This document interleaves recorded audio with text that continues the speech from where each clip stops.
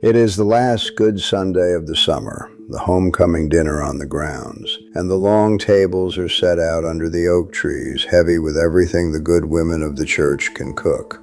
Fried chicken, sliced ham, pitchers of sweet tea and lemonade beating in the heat. And then one of them arrives, a single yellowjacket, low and quick, working the edge of the ham platter. Then a second at the lemonade. Then they are at the soda cans, crawling right down inside the open mouths of them. And a grandmother is calling the children back from the table. And somewhere a man is about to lift a can to his lips, not knowing what crawled inside it. And that, friend, is how a person ends up stung in the throat at a church picnic. The gentle summer is over. The angry season has come. The wasps of June were nothing like this. In early summer, they keep to themselves, building their little gray paper nests under the eaves, hunting caterpillars, paying you no mind. But by the end of August, the whole nation of them is turned. The colony is at its largest and most desperate. The young are all raised, and the workers that spent the summer hunting meat now crave sugar with a kind of frenzy. And they grow bold, and they grow mean, and they come for your table, and your trash, and your children's sticky hands. But the dinner on the grounds at our church was never once broken up by them, not in the 50 years that one old man kept those grounds. And today I am going to tell you exactly how he did it. My name is Pastor Eli, and I am going to show you the old country way to clear the wasps and the yellowjackets from around your home, with no exterminator, no poison spray, and no contract, for about $2. I will show you the simple trap and the one splash of a thing from your kitchen that makes it catch the yellowjackets while leaving the honeybees entirely alone. I will show you how to tell which stinging thing is which, because some of them you fight and some of them you bless and leave be. Now I will not hand you a thing I cannot stand behind, so I will tell you honestly what this trap will do and what it will not do, because there are titles out there promising to kill every wasp for half a mile in an afternoon, and that is not the truth, and you deserve the truth from me. And hear me on this before anything else, because this one matters more than money. It matters in blood. There is a mistake that folks make with wasps that gets them hurt every single summer, and gets a few of them killed. It is the most natural thing in the world to do, and it is the most dangerous, and I am going to show you exactly what it is and exactly what to do instead. So stay with me for that, because I would rather you remember that one warning than anything else I say today. And at the very end, I am going to give you the thing the old groundskeeper knew that almost nobody alive thinks to do anymore. One small act done in the cool of the spring that meant the summer was quiet before it ever began. It is the most powerful piece of the whole video, and it is the piece you have never heard. Stay to the close for it. Let me tell you about the man who taught me, because I owe him this. For 50 years, the grounds and the little cemetery of our church were kept by a quiet fellow, a sexton we called him, an old word for the man who tends the churchyard. He cut the grass between the headstones, he kept the hedges, and every August he made sure the dinner on the grounds went off without a single child running and crying from a sting. I never once thought to ask him how, the way you never think to ask about the things that simply work. And then the year he passed, the yellowjackets came to the dinner in a cloud, worse than anyone could remember, and we finally understood that all those peaceful summers had not been luck, they had been him. He had been doing something all along, quietly, in the spring, that none of us ever saw. I went and learned what it was from his widow, who still had his notebook and his old cut-up bottles in the shed.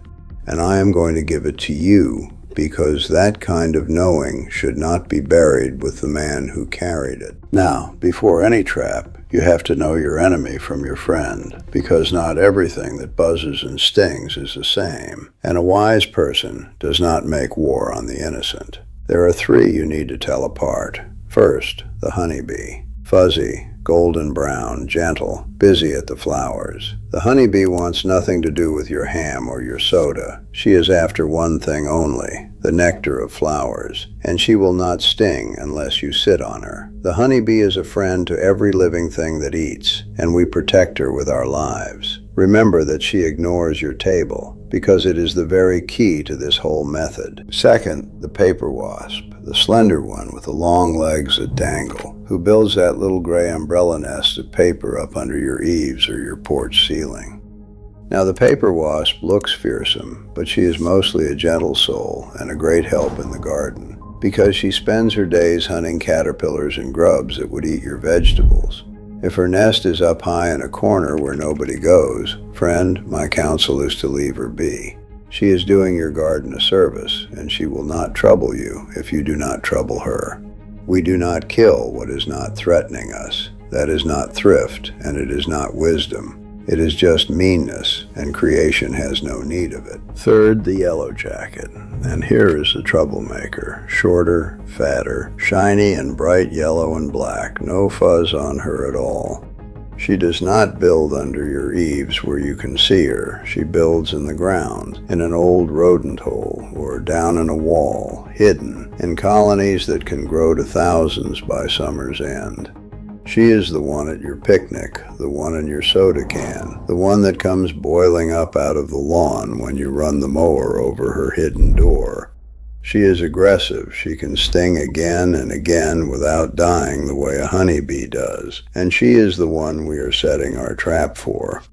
Tell her from the gentle paper wasp and the precious honeybee, and you are already wiser than most. Now here is the beautiful part, the thing that makes this whole method possible. And it comes straight from what I just told you. The honeybee wants flowers and only flowers. The yellowjacket craves sweet and craves meat. So if we bait a trap with the things a yellowjacket cannot resist, the sweet and the savory, the honeybee simply is not interested. She flies right past it to the clover. The trap sorts them for us by their own appetites. We catch the troublemaker and never touch the friend, not because we are clever, but because the good Lord made them to hunger after different things, and we are going to lean on that. So let me give you the trap. It costs about nothing, and you likely have all of it in the house right now. Take an empty plastic bottle. The 2-liter soda kind is perfect. Cut the top third off, the part that tapers up to the neck. Now turn that top piece upside down, so the neck points down into the body of the bottle like a funnel, and set it down inside. You have made a funnel that is easy to crawl into, and very hard to crawl back out of. A wasp goes down through the neck toward the bait, eats her fill, and when she tries to leave, she flies up to the shoulders of the bottle and cannot find the little hole again. That is the whole machine, a cut bottle. You can tape the rim or punch 2 holes and run a string through to hang it. Now the bait, and this changes with the season, so listen close. In the late summer and the fall, the angry season we are in right now, the yellowjacket craves sugar. So you bait it sweet, a few inches of fruit juice or soda pop or sugar water, with a piece of overripe fruit dropped in, a bruised peach, a bit of melon rind. The sweeter and the riper, the better. Some of the old folks swore by a splash of fruit juice with a little vinegar and a spoon of sugar, and I will come to that vinegar in just a moment because it is the secret. In the early summer, before the colony is turned, the yellowjacket is hunting protein to feed her young. So in spring and early summer you bait it with a small bit of meat instead, a scrap of ham fat, a spoon of canned cat food, a piece of fish. The protein draws them when sugar will not. So you change your bait with the calendar. Meat when they are raising young, sweet when the young are raised and they are desperate for sugar. Work with their hunger, not against it. And now the secret ingredient, the thing the old sexton wrote in his notebook, the thing that makes this trap safe for the honeybees, even if a curious bee should ever come near. A splash of plain vinegar in the bait. Here is the wonder of it. The yellowjacket does not mind the vinegar one bit. She crawls right in. But the honeybee cannot abide it. The smell of vinegar turns her away. So that splash of vinegar does two good works at once. It keeps any stray honeybee from ever entering, and it does not slow the yellowjackets down at all. A cup of cider vinegar with a little sugar and a piece of fruit is about the most bee-safe yellowjacket bait there is. That is the piece most folks have never heard. And it is the difference between a trap that sorts the guilty from the innocent and one that drowns them all together. One last thing in the bottle. A single drop of dish soap stirred in. The soap breaks the skin of the water, the surface tension, so that when a wasp lands on it, she sinks straight in instead of floating and crawling back out. One drop. It is the quiet finish of the whole thing. Now, where you set this matters as much as how you build it. And folks get this backwards. This trap is a magnet, friend. It draws yellowjackets in from a good distance. So you do not set it on the picnic table. You do not hang it by the back door. You set it out at the far edges of the yard, 20 or 30 feet from where the people are, along the fence line, at the corners of the property, near the trash cans, away from where you sit. You are pulling the yellowjackets away from your table and out to the edges where they crawl in and trouble no one. 2 or 3 traps around the perimeter of an ordinary yard, refreshed every week or so when the bait gets full or goes weak. Set them at the edges, and the middle stays peaceful. Now I have to keep my most important promise, the warning I gave you at the start, and I need you to hear this as if your life depended on it, because for somebody watching, it does. Do not go at the nest. When a person finds a yellowjacket nest in the ground or in a wall, the most natural thing in the world is to want to destroy it right then. To grab a can of spray or pour something down the hole or knock the thing down or stuff up the opening. And that, friend, is how people get hurt. That is how a man ends up in the hospital, or worse. A yellowjacket nest in late summer holds hundreds, even thousands. And when you threaten that nest, every one of them comes out at once to defend it. And they will chase you, and they sting again and again. And a person can take dozens or hundreds of stings in a moment. For most folks, that is a terrible misery. For someone who is allergic, and many people do not know they are until it happens, it can stop the breath and stop the heart in minutes. Yellowjackets and their kin kill people in this country every single year, and most of those deaths begin with someone deciding to deal with the nest themselves. So here's what you do instead. For the everyday yellowjackets bothering your yard, you do not go near any nest at all. You set the traps at the edges and let them do their quiet work, drawing the foragers away.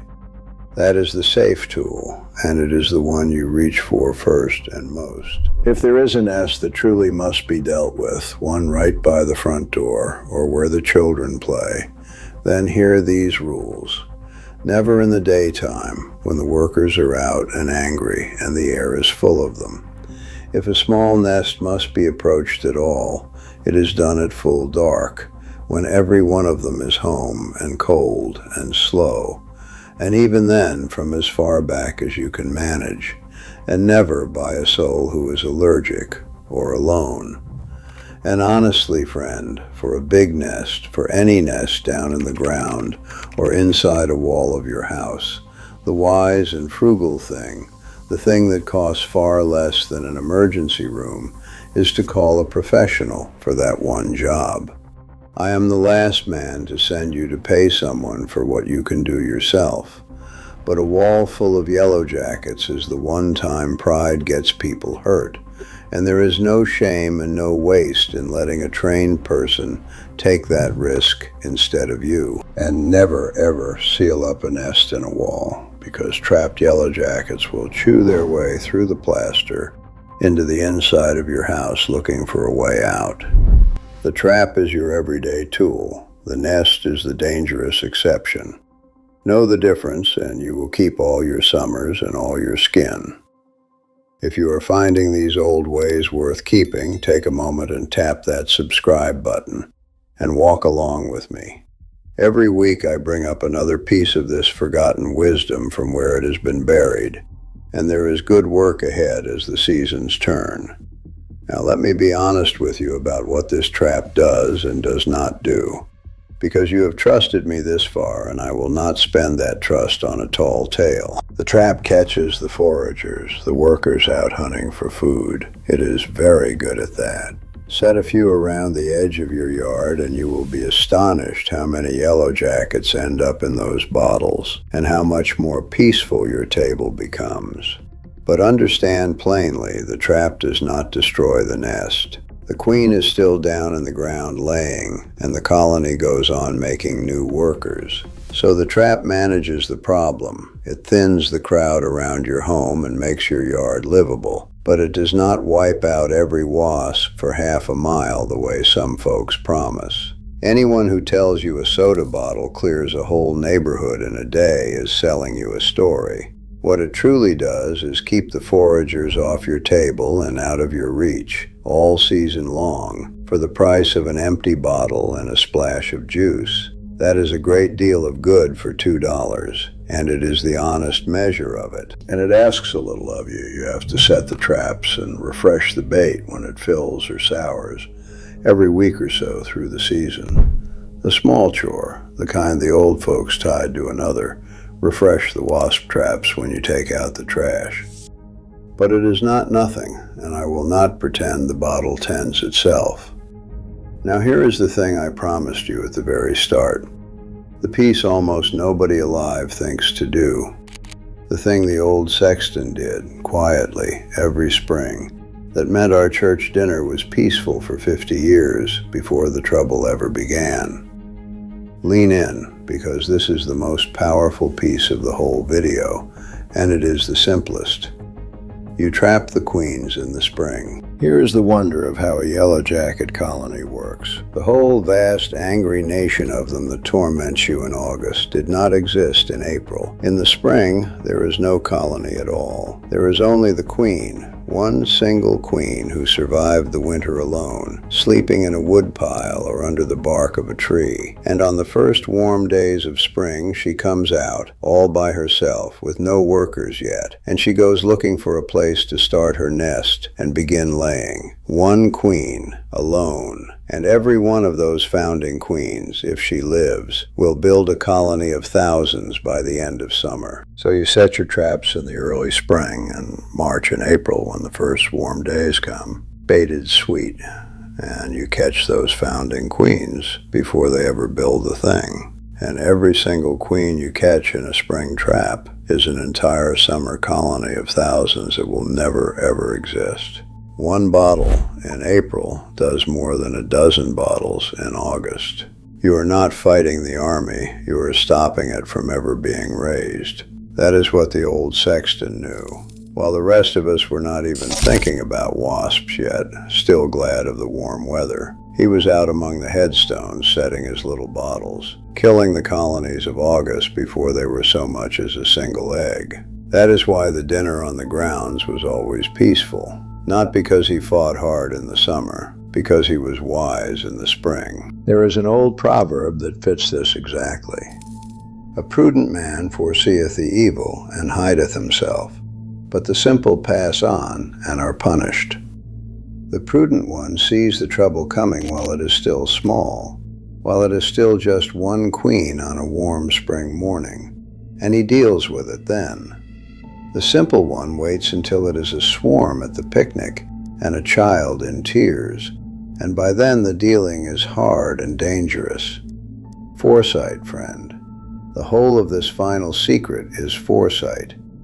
Catch the small thing early, in the cool of the spring, and you will never have to fight the big thing late, in the heat and the danger of August. I set the spring traps myself this past March, out behind the parsonage. 3 cut bottles with a little juice and vinegar, feeling more than a little foolish hanging bottles on a fence in the cold. By the time the warm weather came, I had caught a handful of big, slow queens, and I will tell you, this has been the quietest summer on that porch I can remember. The dinner on the grounds went off this year without a single sting, the first time since the old sexton passed. and an old woman patted my hand and said it felt like he was still tending the place. I near about wept, friend. He was, in a way. The knowing he carried was still doing its work. Now set the bottles aside a moment, because there is a deeper thing here worth your time. We have been taught to meet every stinging thing with a can of poison and a contract. The exterminator comes on his schedule, sprays his chemicals around the house, leaves his bill, and comes again, season after season, year after year. And the cans of spray on the store shelf promise to let you charge the nest yourself and win, which, as we have seen, is exactly the promise that gets people hurt. We have been sold the idea that the only answer to a wasp is to kill it with poison, the more the better, and to pay someone to keep killing them forever. I will not tell you anyone schemed to make it so. They did not. It is just that there is steady money in a yearly contract and in a shelf full of spray cans, and no money at all in a cut-up soda bottle and a splash of vinegar that a man can do for himself and teach his grandchildren. So the bottle was forgotten and the spray can was remembered, not because the bottle stopped working, but because nobody profits from a thing you make for free and never have to buy again. The quiet wisdom just slipped out of common knowledge, one summer at a time, until the whole country reached for the poison first, and never knew there was another way hanging on the old sexton's fence. And there is something deeper still about how we are meant to see these creatures. Even the wasp, the stinging thing we fear, has its place in the order the good Lord made. Did you know the scripture speaks of the hornet as a thing God himself sent for a purpose? 3 times in the old books, in Exodus and in Deuteronomy and in Joshua, the Lord tells his people, I will send the hornet before thee to drive out your enemies from the land. The stinging insect, an instrument in the hand of God. And out in your garden, that paper wasp under the eave is doing the Lord's quiet work too, hunting the caterpillars that would strip your greens. So this was never about hating every creature that can sting and wiping them from the earth. It is about wisdom, about protecting your home and your family and your table from the dangerous ones, the yellowjackets at the door, while leaving the gentle worker and the precious honeybee to the good they were made to do. Dominion was never a license to poison everything that frightens us. It was a charge to know the difference and to tend the garden with a discerning hand. And one last thing, friend, because a video about stings would not be complete without it. We spend a good deal of our lives afraid of the sting, do we not? The wasp sting and 1,000 other stings besides. The ones that come for the heart and not the skin. But the old apostle Paul, near the end of his great letter, threw down a question like a man who had stopped being afraid. O death, where is thy sting? He could ask it because he knew the deepest sting of all, the one we fear most, had already been drawn out by one who took it in our place. The yellowjacket at the picnic we managed with a bottle and a little foresight. The deeper sting, the one that haunts the long nights, that one has already been answered for anyone who will receive it. And a man who knows that can sit on his porch in the cool of the evening, watching the last light go gold over the fields, unafraid of a great many things that used to trouble him. So here is your errand, and it has 2 seasons to it. Right now, in the angry days of late summer, cut a few soda bottles into funnels, bait them sweet with juice or soda and a piece of ripe fruit, add your splash of vinegar to turn the honeybees away, and your 1 drop of dish soap to break the water, and hang them at the far edges of your yard, away from where you sit. Refresh them weekly, and do not, for any reason, go charging a nest. Let the traps do the quiet work. And for any nest in a wall or in the ground that truly must go, call someone trained, especially if there is any chance you are allergic. Then mark your calendar, friend, for next March, because that is when the real victory is won. Set those same bottles out in the first warm days of spring and catch the founding queens, and you will buy yourself a summer as peaceful as 50 years of church dinners under the oaks. Then come and tell me down in the comments. Are you fighting the gentle paper wasps under the eaves or the mean yellowjackets in the ground? Have you ever been run off your own porch or your own picnic by them? And did your family have a way of keeping the dinner peaceful? A trap, a trick, a wise old soul who tended the grounds? Somebody reading this remembers, and the rest of us are richer for the telling. I read every one of these.